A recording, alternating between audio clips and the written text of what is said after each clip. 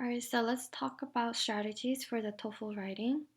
So the whole writing section is a total of 50 minutes, and this section is basically measuring your ability to write responses to questions.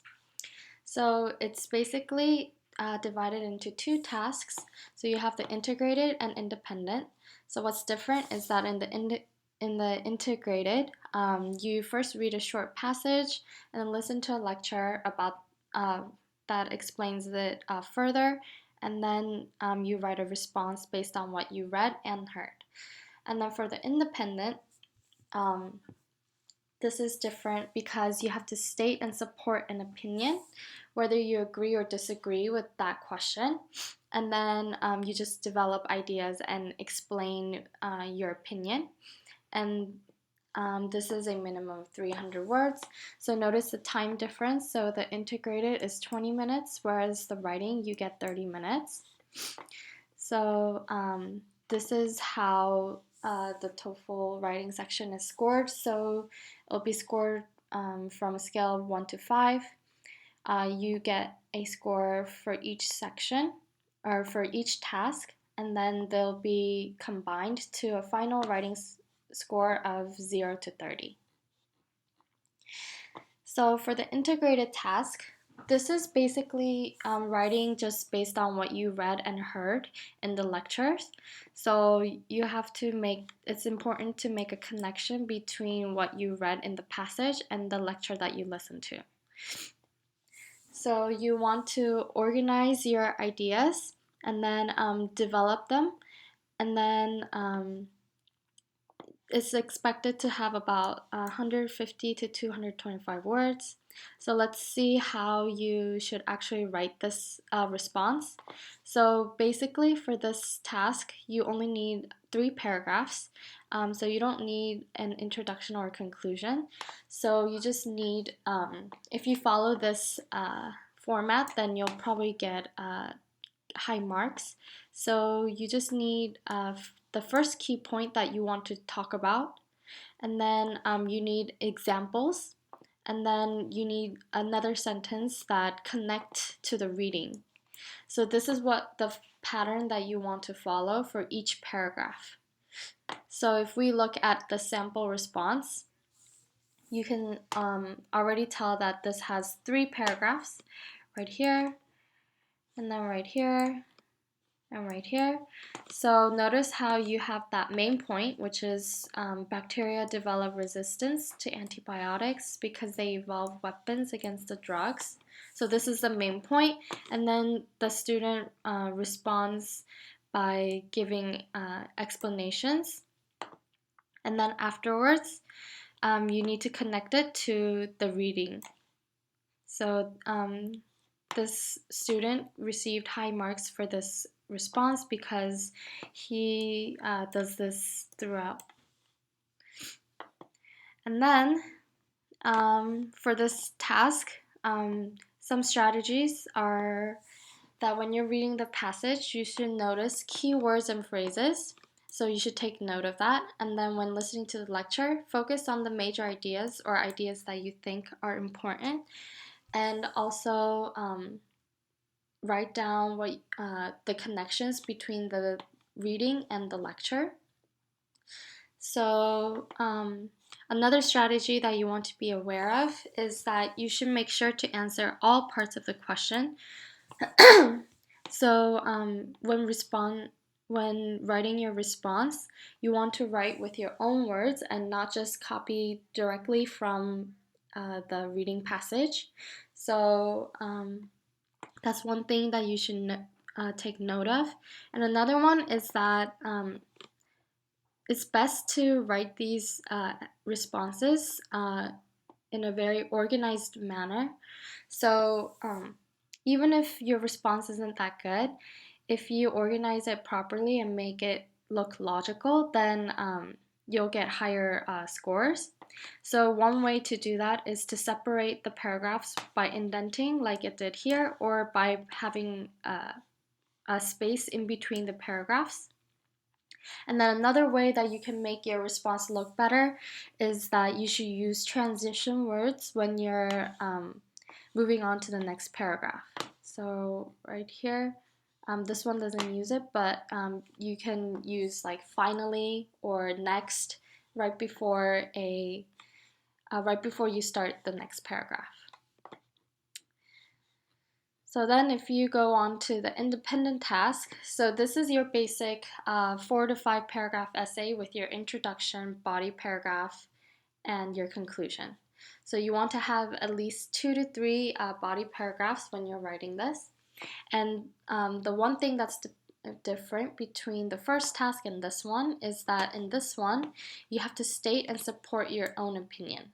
So notice how in the first one, you were just writing or kind of briefly summarizing the main key points of the reading passage and the lecture and making a connection between the two. Whereas this one, you need to they'll give you a question, so you need to either agree or disagree with that position. And then you need to clearly state that and then support your answer with your body paragraphs. So in your written response, it's best to have a minimum of at least 300 words. And then one thing that's really important in this task is that you state your thesis, and your thesis is basically your opinion about the topic. So this one goes into your introduction. So let's see how you make a good thesis.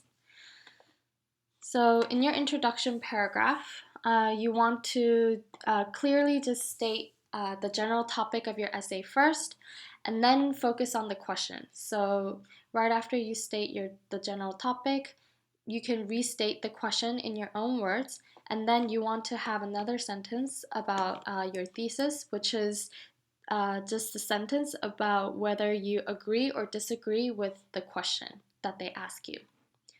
So that's how you want to write your introduction, and then afterwards you want to have 2 to 3 body paragraphs.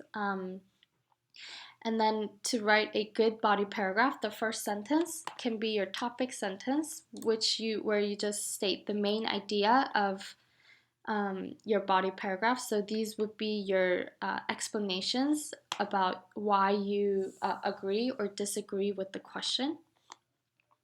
So then you need to, after you state that topic sentence, you want to provide specific examples or details or personal experiences on why you agree or disagree with the position. So after that, you want to have a good conclusion paragraph. So in your conclusion paragraph, this doesn't have to be very long. It can be 1 to 2 sentences if you run out of time.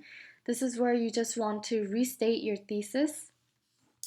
Once again, you should probably paraphrase. And then afterwards, you want to probably quickly give a brief summary of your 2 to 3 body paragraphs. So just quickly state it.